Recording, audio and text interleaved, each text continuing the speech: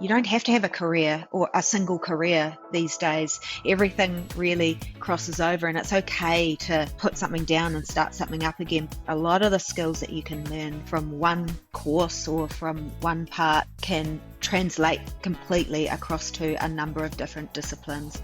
The voice you just heard is Hayley King, also known as FLOX. FLOX is an artist and business owner currently in her 20th year.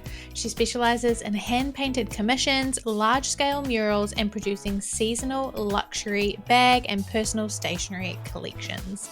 In this episode, you are going to learn the lessons learned over 20 years as an artist, the most important part of creating physical products, how a team in a physical location changes your creative business, the step-by-step process of creating new product collections, what a professional artist credits their marketing success to, what goes into a rebrand after 20 years in business, and so much more. Now, if you are ready, let's start the episode and talk to FLOX. Okay, welcome to the show. I'm so excited to have you here and to talk about your brand. Well, I'm as equally excited to be here to talk to you. Yay! Thank you. Okay, so the people have heard a bunch about you already in the intro. I just want to dive in and start talking to you about your brand and your business and all the great things. So let's talk about your visual brand, because currently that is beautiful. You have the most gorgeous typography and color palette and an amazing logo. So I would love to know the kind of evolution of that brand from the beginning. How did it sort of start and get to where it is now? Of course, of course. Well, first of all, I'm glad you noticed the typography, and Yes. yes, it's absolutely been an evolution. And when I look back on early days, this being my 20th year in business, 2025, so looking back at where I started and I guess the lack of skills that I had back then, is reflective of, how the brand is perceived. So, certainly in the last, I would say 3 to 5 years, I've spent a lot of time trying to elevate the brand and to sort of take it to the next step. So, and part of that was rolling out a brand new website and having new logos created, and just coming up with a fully professional brand kit. And so, yeah, I think the work that we've achieved collectively as a team, certainly in the last 2 years, I would say, actually, is reflective of what you are seeing now. So, yeah, the brand, it is me. It is my artwork. That's what it centers around. And my roots are as a street artist, and I still to this day paint murals, which is a really big part of the overall brand, the practice, my passion. And so I guess from really humble beginnings, out there on the street painting walls and playing around with the aerosol can, and now sort of moving into an era where FLOX has become a bit of a household brand name here in New Zealand, offering beautiful high-end products and also maintaining a certain sense of integrity in terms of where I feel like I sit in the New Zealand art world. I will always paint. I will always create, and I'm so fortunate to wake up every morning and to be able to do that every day in my life. So, not that I do get to paint every day, because there's lots of different hats that I have to wear on the daily. But yeah, I'm really grateful. Yeah, incredible. I think it's so cool to hear and great for people also to hear that, like, your brand doesn't have to be like where it is now. In the beginning, you started, it was what it was. I would love to hear a little bit more about how you did that first thing, but it's taken you the last couple of years to get it to where it is now even. So it's a great reminder that, yeah, it doesn't have to be perfect in the beginning. You just want to get started, and then also it takes time to elevate it and to get it to a point where you feel like it really does reflect you. So I love hearing that. And so, yeah, it sounds like, so in the beginning, when you first started, were you doing all of that yourself, the design, the branding, all of that sort of work? Yes, absolutely. You nailed it. In the beginning, your resources are limited, and your the money that you can spend on outsourcing, for example, is limited. So, I've always been a hard worker, and I never once thought that it would be easy. And I was up for the challenge of doing everything in the beginning, and that was everything from my own books to cleaning the toilets. So Yeah, yeah, it's certainly been a journey, and I guess, yeah, for other artists or other brands out there or other people that are wanting to get something started, you can't expect to be, the hero first thing. You've got to work hard, and you've got to go through all of those. You've got to like make mistakes to sort of understand where you are going, and what you want to achieve. absolutely. Yeah. So you said that this current brand that you have, you've been working on it with your team over the last couple of years. So tell me about how that kind of iteration came to be, how you knew it was time to update it, and then what you did in the process to create what you have now. Yes, so I think in terms of the branding and the elevation, a lot of that drive comes from the product part or the product component of my business. So as time has gone on, and I've made connections with suppliers up in China, Hong Kong, and India, and I guess as those relationships thicken over time, you then start to reflect back on, okay, well, now I'm doing luxury bags. How do I want people to perceive me, and sort of where I'm sitting compared to where I was 5 years ago? So I think it felt natural for me to be asking myself and my team those questions. And I kind of feel like that is just an ongoing part of having a brand, like it's a constant shift and cycle, and things are just moving very fast all the time. And I think perhaps that's one of my best attributes, is that I'm willing to move along and not get too stuck and comfortable. So yeah, I think the products most definitely has had, quite a significant impact on brand perception and brand elevation. And then of course, like the other side of what I do is, picking up the spray can and painting, and getting really tactile with things, and just going completely back to my roots. So that part of the business, or the aesthetic, more importantly, the stencil as an art form, um, that has also developed over the years. And I feel like my color palettes and my concepts and everything that sort of drives some of the decisions in my mark making has elevated. And maybe it's not a case of elevation, maybe it's just a case of getting older, and perhaps wiser in some of my decision making. And so I think that part of the business absolutely feeds back into that need or that desire to, yeah, elevate the brand, and create a different kind of perception on where I sit within the New Zealand art context. Yeah, that makes so much sense. And I think, especially when you say, like, you're starting to make these more luxury items and things like that, that you want a brand that reflects that and fits that, and, like you said, positions you and gives you that the perception that you want to have. So I love I Yeah, I agree. I also think that I am thinking globally now. I'm starting that. to feel like I'm on this precipice. I actually considered this pre-COVID, and then of course COVID slowed everything down again, or rather minimize risks Mm. at that time.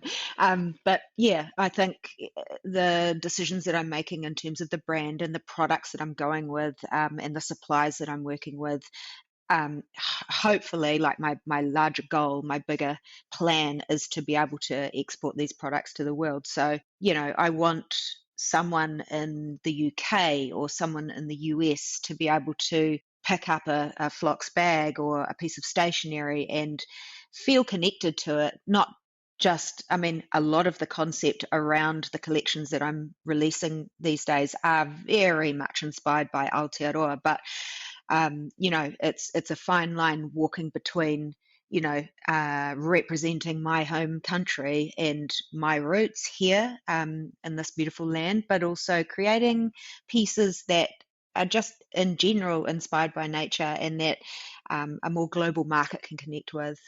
Yeah, that's so exciting. Yeah, can't wait to see it all around the world. Um, so in relation to that, thinking about, people on the other side of the world picking up things that you have made and probably, stockists all around the world using your branding and things like that. What would you say have been some of the things that have helped you and your team when it comes to your branding to keep things consistent and that you think will help, when you do send things around the world? What are some of those key things you think have helped the most? Well, at the moment, we don't have any stockists outside of New Zealand. So that's sort of where I want to go and Mhm. what I want to be able to do. So I want to essentially be manufacturing and then distributing from those points of manufacture wherever they need to go in the world. So setting up different 3PLs in different countries. So, um, yeah, so I think the most interesting part of that conversation currently is that we've brought on, it's just having people around you that are specified in what they do, because half the time I feel like I'm completely out of my comfort zone and I've got no idea what I'm doing. So I have a business mentor, and I'm working with a consultant who's getting me set up with a new 3PL here in New Zealand. So it's kind of about not feeling bad about asking dumb questions all the time. Yeah, and really, getting in there with just asking questions, and bringing people on board that are really good at what they do, and letting them guide you through some of those steps. So I think that probably at the moment that's what's helping us drive forward and move forward collectively as a House of Flocks team. Yeah, it's bringing in the right people. You obviously you have a team. Um, how do you know that you're ready for a team and who you need to hire as an artist? You know what? I think the hardest person to hire is the first one. When you go from Yeah. being a sole trade and you're doing everything yourself, and then you realize, I think it's when the time that you're putting in, the time and energy, it's starting to outweigh the fact that, you could be outsourcing that and spending. Yes, you do have to spend a bit of money, but that obviously frees you up to be able to push the business forward and to really drive it. So yeah, it's a bit of a tricky one, and it's a long time ago now that I hired my first person, but I feel like it's a little bit like that as for every employee. It's like, oh, okay, I don't have time to do my socials anymore. Guess what? I need someone to jump on that. So, and it's always baby steps too. I think that's a really good piece of advice that I once got. Um, there's no Don't put big timelines on things. Like, it's great to have goals and it's good to have reasonable goals, but they must be flexible. And if you move reasonably slowly and keep an eye on things, then you won't sort of overcommit, because that's the scary part, isn't it? It's overcommitting and then freaking out that you can't afford to have this person on board. So yeah, it's about keeping a close eye as much as you can. Yeah. So if you don't mind me asking, who do you have on your team now as an artist? What Yeah. kinds of people do you have helping you out? Yeah, absolutely. I've got a studio manager. So I have a physical showroom in Grey Lynn, which sort of doubles as my workspace as well. So out the back, I can paint and everything, which is fantastic. So the physical shop showroom, or we actually call it the studio, that is managed by somebody. Her name's Rue, and she's fantastic. So she manages, she's like customer sales and online inquiries and that sort of thing. And then I have someone on socials, and basically marketing. So she'll do MailChimp socials. She's actually working quite a bit back end on the new website, which has been fantastic. And then I've just got someone doing all my bookkeeping. So beyond that, everyone else is like sort of contract based. So graphic design work I contract out, and then we're actually going through a really big shift in terms of business model at the moment, and we're becoming our own wholesale distribution company. So we had someone else sort of in the mix doing that for quite a few years, and we decided that no, that control needed to sort of come back in house. So we'll be working with what is called a 3PL, a third party logistics here in Auckland. So, yeah, contracting to them. So they're sort of part of the mix now as well. Yeah, that's good. Yeah. Just great to hear for other artists who might be thinking like, I think I need some help. What kinds of people could I hire as an artist? And also interesting to hear like, the balance of having full-time people or actual employees and then contracting out for projects that you don't need all the time. I Yes. think that's really helpful information. So Yes. thank you for sharing that. And you mentioned your physical space, House of FLOX. I think there are probably a bunch of artists also who are like, that's my dream. I'd love to have like a studio or a physical shop or something. So how has that changed your business and your like creative process having a physical space for your shop and your studio? Yeah, a really interesting question. I think that it's been hugely beneficial to have that space because I've been in there for about 16 years now, and to have a consistent space where people know that they're going to see Flox artworks, because that is the only place in the country, and we'll keep it that way, that exclusively sells the artwork. So products are available all through the country, but the artworks themselves are only available there. So and it's not a flash shop either. It's relatively well set up. I mean, Rue does an amazing job setting all that stuff up, but first and foremost, it is a working studio space. So sometimes people walk in, it's a bloody mess. But people quite like that because they can see that things are happening, and like that sort of they Yeah. feel like they're a little bit behind the scenes almost. So yeah, I think also since COVID, the physical aspect of having a store has changed dramatically with how people spend. And the statistics that we're getting through the reasonably new website now really back that up. I think, what did they say? About 80% of our sales come from online now compared to 20%. But there is still an element of come and meet the artist or come in and see artworks in the flesh. That's always, you kind of can't beat that.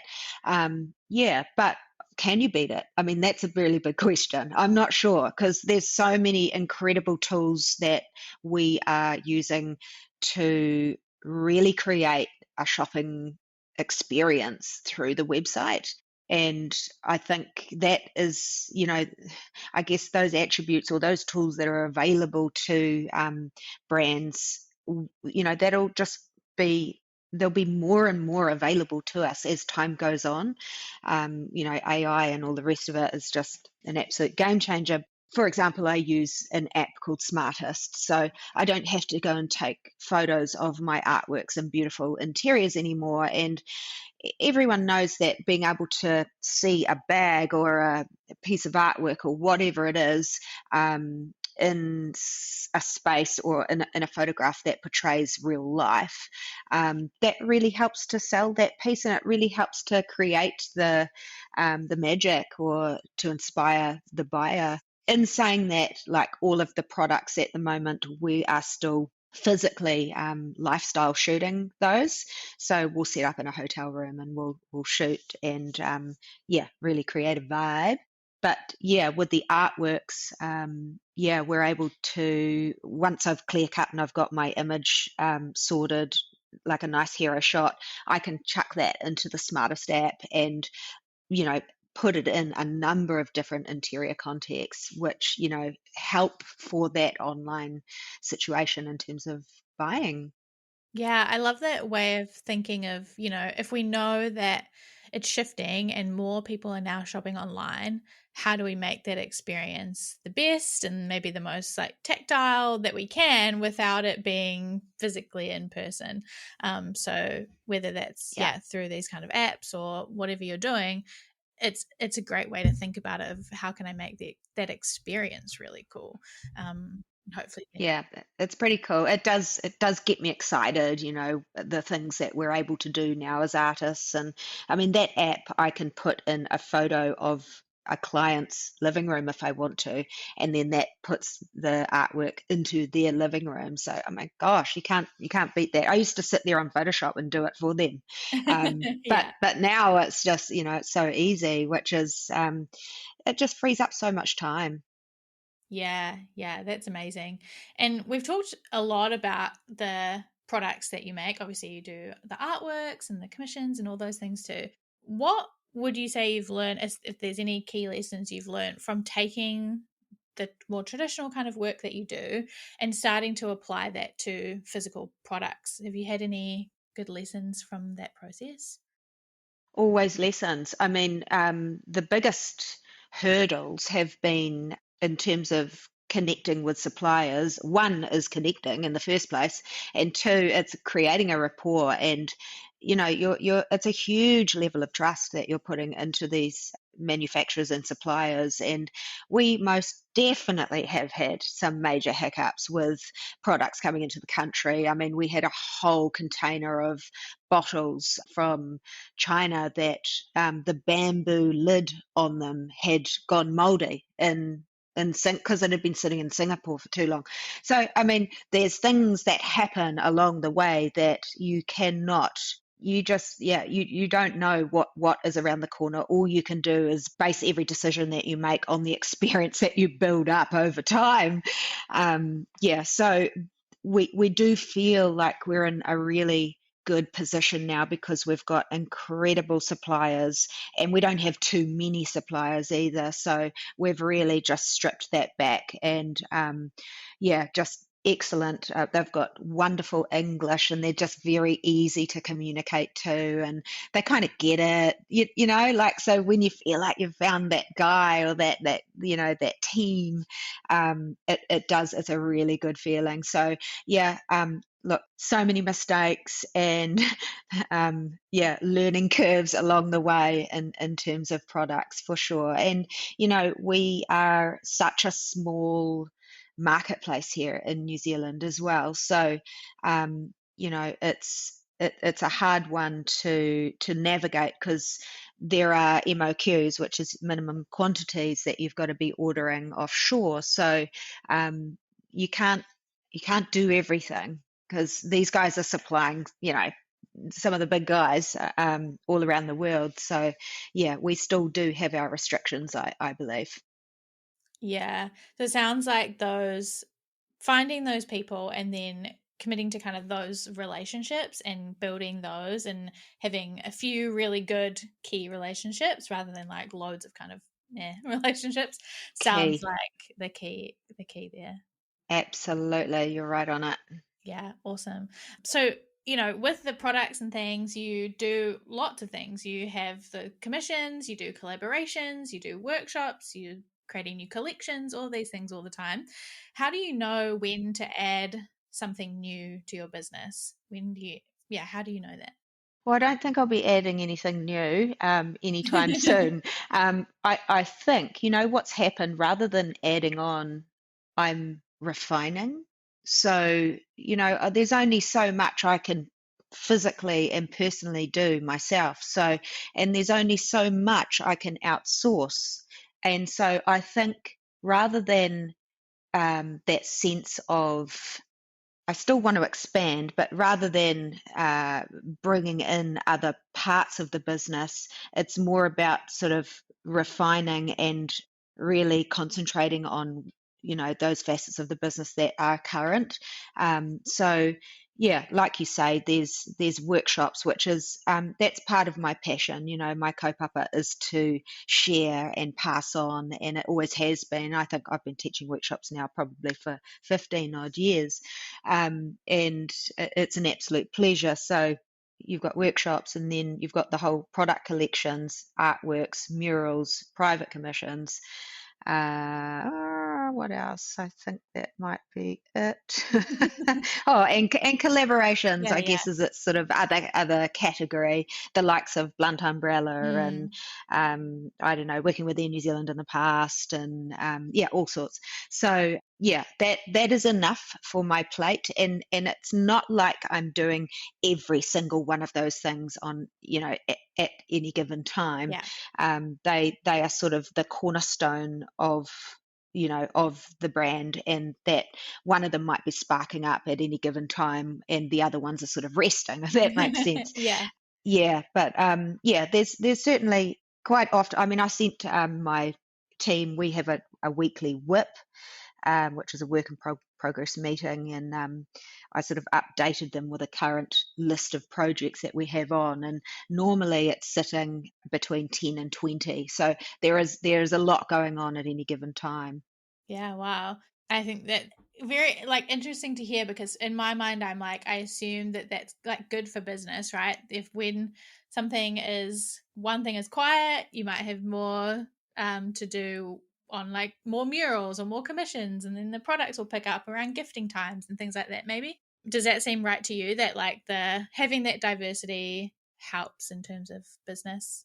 Yes, absolutely. It all sort of ebbs and flows. So, for example, I'm in mural season, I call it at the moment, because Okay, it's yeah. hot, and Yes. you can kind of achieve a lot when the weather's good. So that Yeah. kind of picks up a bit more in the summertime, and then will the gifting or the products, that's based on, there's sort of three cycles there throughout the year. So, and those are based around the New Zealand gift fairs. So one's coming up early March, and then we've got another one in June, I think, and then the last one's in August. So we want to make sure that we've got something fresh to add in terms of product range to current product ranges. So our retailers, when they come and visit us at the gift fair, there's always something fresh going on and something new to offer them.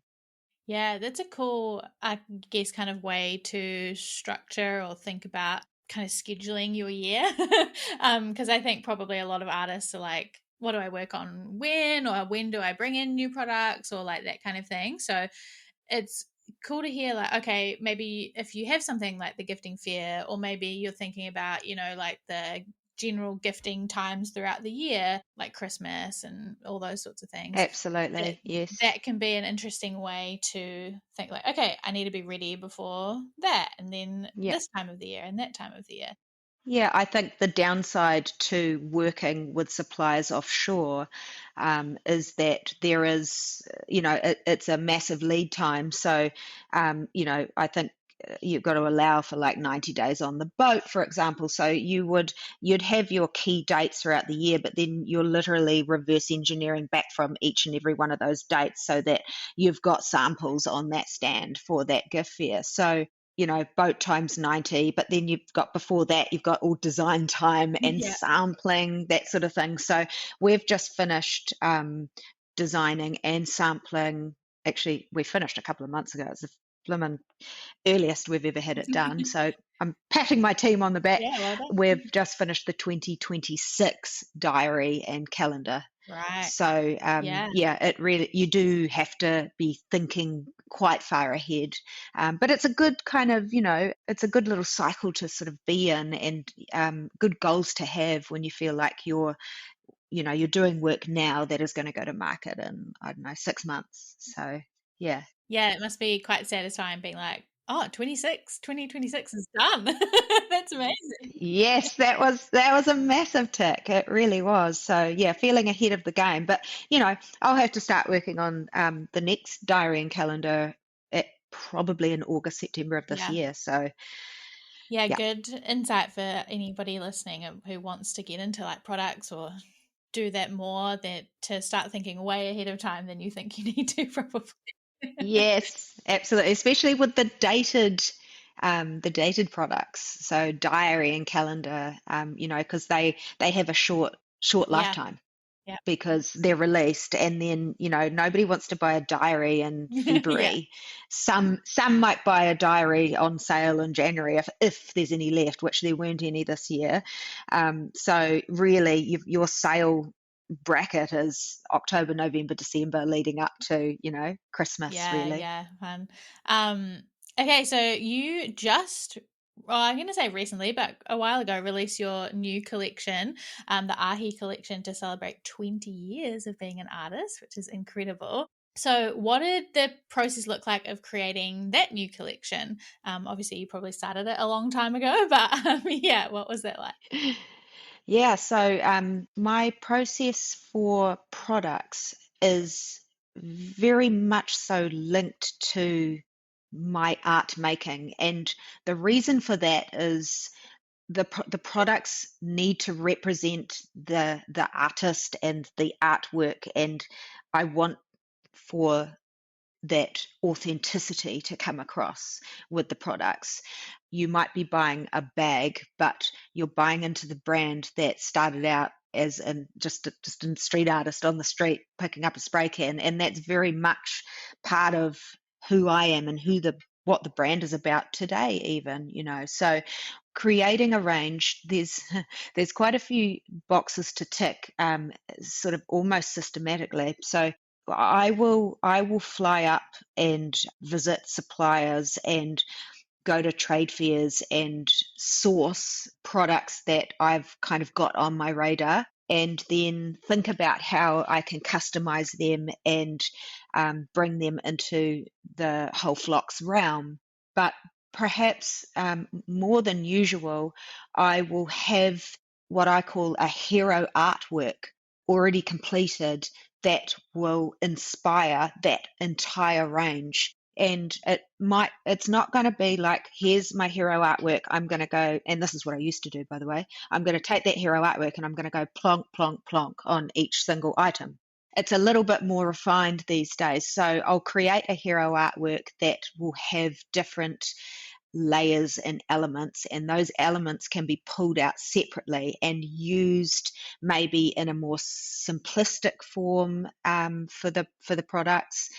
And inside of that hero artwork, I'll also be selecting hero Pantones for the range, if that makes sense. So yeah, so it does for sure start with artwork in terms of process and in terms of creating a collection. And then now that we've got this incredible brand kit, that it's sort of like a set of guidelines and rules that even I can go back to and go, oh, okay, no, that bag's not meant to have that kind of logo on it. It's meant to have our sort of more fashion logo on it in metal form, or so creating that brand kit and creating those guidelines has also helped inspire my design and my artistic process when designing those products as well. So, and then it's interesting because then I may sort of follow through and come up with a first sample range, and then sometimes that inspires me back, which I've literally just done. I've pulled colors out of Ahi again and remix those into 4 hand painted artworks, which I've sent down to the Wellington Art Show, which is, I think it's on this weekend. So it's very much roundabout, and they do, from a product and an artwork perspective, they do tend to inspire each other both ways. Yeah, that's really cool. I love, obviously, hearing the whole process is really interesting, but also, yeah, that point that you make about, making these products and then getting re-inspired by what you've made, is really cool. And it sounds like it's Yes. definitely that like cyclical process of like, okay, create art, go and find the products we want it to put it on, create those and use the brand guidelines to like refine things and make sure that it is working with everything, and then get re-inspired and kind of start the process all over again.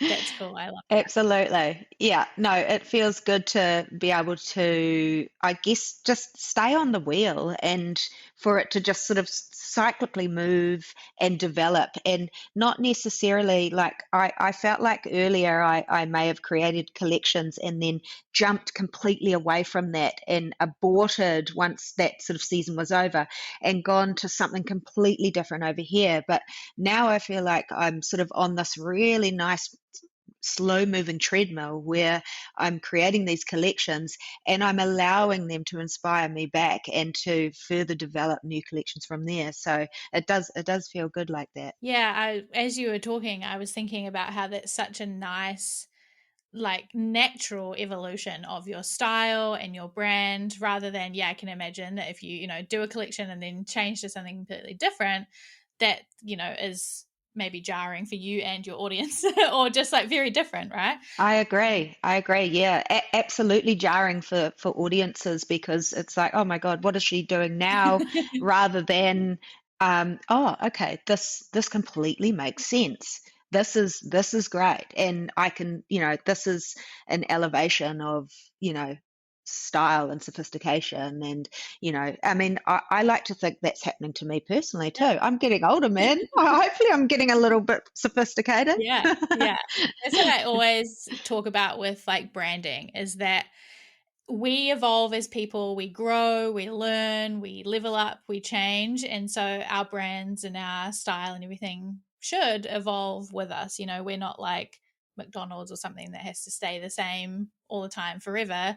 It's like, no, we're artists. And so what we put out there should reflect who we are and where we're going and how we're growing. So it's cool to hear that that's happening for you and that it's been good. Yeah, yeah, and not only are we changing, the person or the team behind the brands, the audience is changing too.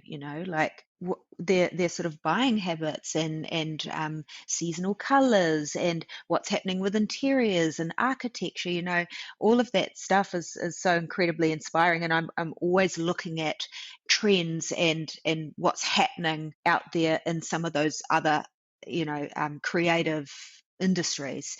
Um, I don't want that to completely dictate what I do because that would take away the authenticity of me picking up spray can and painting what I want to paint. But that is also on my radar, and that does also inspire some of the decisions that I'm making. Yeah, I think that's such a great point, because as an artist, not only are you an artist, but you're in the business of, like you say, interiors, fashion, all of these different arenas when you're selling products or paintings, or, you have to think about where your art is going and who's buying it and what that is looking like. So I love that you're paying attention to that and learning from that and like incorporating that into your work, even, not dictating it, but paying attention to Yes. it for sure. Okay, so thinking about like your audience and all of those things, obviously your marketing to your audience has been going quite well. You have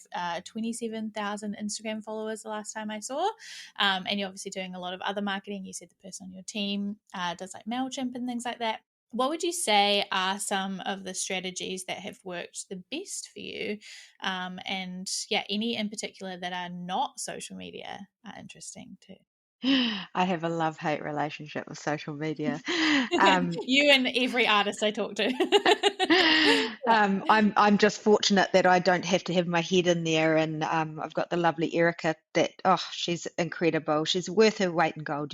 But what has been very successful for me over the years is the narrative, the authenticity of um, what I love doing, and every day I feel like I'm waving the flag for New Zealand art, and I think that from small beginnings, back in the day, how I said, I picked up a spray can and I started painting walls, and I became very drawn to it, and I loved that it could connect with wide community, and yeah, I think it was accessible. That's another major thing as well. Like galleries can feel quite intimidating for the vast majority of people. So I thought, well, if I'm putting art on the street, then that means everyone can see it.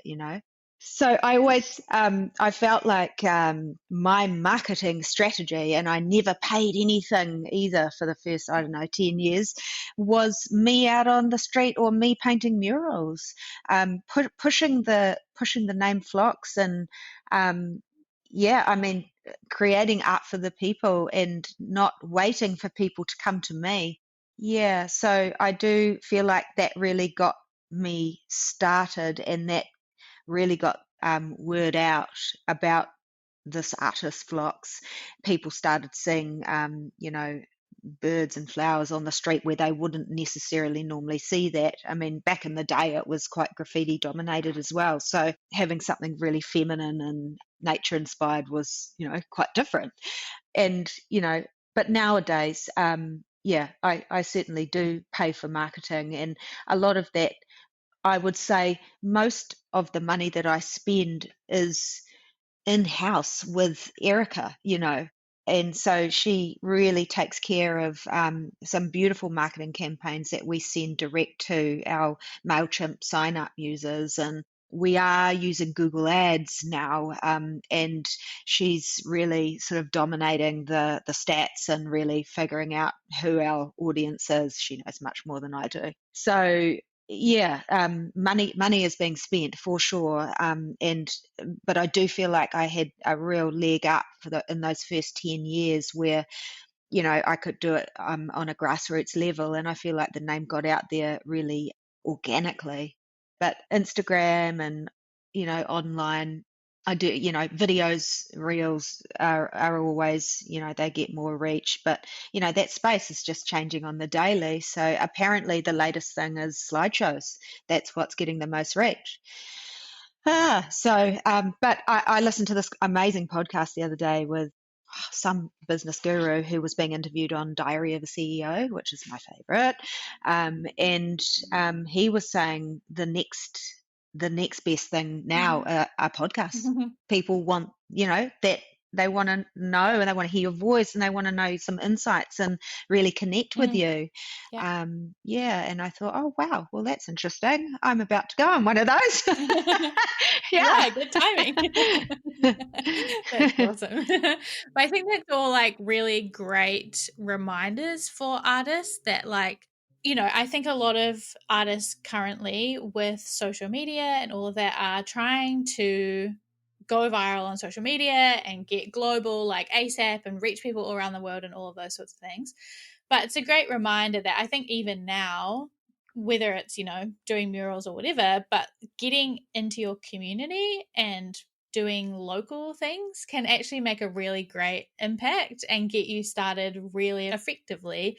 And then the social media and things can support that and can help you to grow that. But just a great reminder that, yeah, getting your work in your local community and getting in front of people in that way is really powerful also.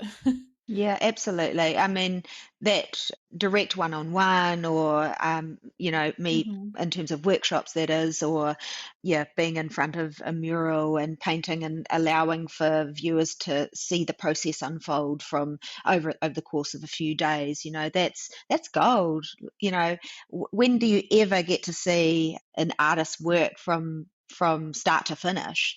And so I think I've always just focused on the physicality of my practice, and the socials and everything is sort of just, I guess, naturally progressed from that. We do have some little tactics that we use when we want to grow social media, and that normally revolves around us creating some kind of value for community or customers or followers. And we'll do lots of giveaways and give back, and whether it's like for Mother's Day, or if I've just released a new print, for example, and I'll do a big giveaway there. And yeah, so I really do feel like if there's something of value that you're offering your people, then, and they're going to get something out of it, then that's where it's at, right? Yeah, definitely. I love that. I love hearing some tactical things like the giveaways or giving back, and those sorts of things are great ways to grow your social media and things. I love that. So, a couple of last questions for you. One is, are there any kind of errors that you've made or mistakes that you think you have learned a lesson from that you could kind of share with the people? Well, I think the mistake, if I want to call it that, or learning Yeah. curves, have been to create a life for myself that's well balanced. So there has been times over the years where, you know, it can all really get on top of you. And, I'm a mum as well. I have two boys. And so it's been really challenging over the years. And there's been, higher level pockets of this, but finding that beautiful synergy or, of work life balance. And that's just like an ongoing thing. And I'm sure every creative or every business owner out there probably struggles to varying degrees with that same thing. So, yeah, I mean, I don't feel like I've made any mistakes. And everything I do is for my kids. Everything that I am creating now, I want to leave a legacy for them. So, yeah, I think I've got a radar on myself consistently, and that, to make sure that I'm here and I'm giving them the time that they need, and making sure that I'm present and having some time off too for myself. Yeah. Yeah. Yeah, I think that's great. Yeah, lesson for anybody listening, because whether you are a mum or not, or a parent or not, either way, like you said, there are so many times where things can just pile up as an artist, and when you're wearing so many hats, you're creating products and doing marketing and all of these things, it really can pile up on you if you're not careful. So, I think that's a great reminder to. I like the idea of having a radar on yourself. Like, Yeah. yeah, where am I at? What's going on? Yeah. I love that. Great. Okay, and my last question for you. What is one piece of advice that you would give to artists who are wanting to brand their passion? Mm, that's a hard one. I think not to look too far ahead, how we were talking before about the baby steps and, setting some goals and but not too many, just, yeah, baby steps. And also, I think in the beginning, prepare to do the mahi, you're gonna have your fingers in some pies, and I think it's really good to keep doors open. I've always said to students that I work with in the workshops, and this question comes up a fair amount, and it's good to keep doors open. And like, if for example, if you're studying fashion design, that doesn't mean you have to be a fashion designer. It's going to give you a whole bunch of skills that you're going to be able to cross over into pretty much any other artistic discipline you want. So I just feel like, you don't have to have a career or a single career these days. Everything really crosses over, and it's okay to put something down and start something up again, because I feel like, nothing ever goes to waste, in certainly in the creative sector. And I think that a lot of the skills that you can learn from one course or from one part can, translate completely across to a number of different disciplines. So, fingers in the Yeah. pies, definitely. Be prepared to do the mahi, and yeah, just write some goals and be kind to yourself. I love that. That last one, they're all great, but also, yeah, being kind to yourself, a great addition of that. Yeah, it's hard work sometimes being an artist, but if you be kind and remember to do all those little things that you just said, I think that's awesome. Well, thank you so much. This has been so great. I personally have loved talking to you and learning more about your business and how you do things and how your brand has evolved and all of those things. And I know that everybody listening is going to have the same experience. I will leave a bunch of links to your stuff in the show notes for anybody listening. Go and check out the new Ahi collection, and everything else that FLOX is doing. But is there anything you want to tell the people or anything you want them to go and check out? Oh, I guess they could go and have a look at the new website. I'm still calling it a new website, but I think we launched it in October last year, so it still feels very, very much a baby. But it's I'm very proud of it. It took months and months, and it really has sort of. I feel like it's taken us to the next level. So if you have some time, go and check out the FLOX Yeah, website. I would go and check it out for just to enjoy it, but also as an example of an artist website, it's incredible. It truly is incredible. I think you definitely have taken it to the next level, and it's such a great example of how you can present all your work and your story and everything. And as I said, I was wowed by the branding, so definitely great to go have a look. Awesome. Thank you so much, Holly. Thank you for having me Thank on. you. No, thank you for joining me. Thanks for listening to this week's episode of Brand Your Passion. If you enjoyed this one, it would mean the world to me if you could share it on social media and make sure to tag me at Maker and Moxie so that I can see and share it too.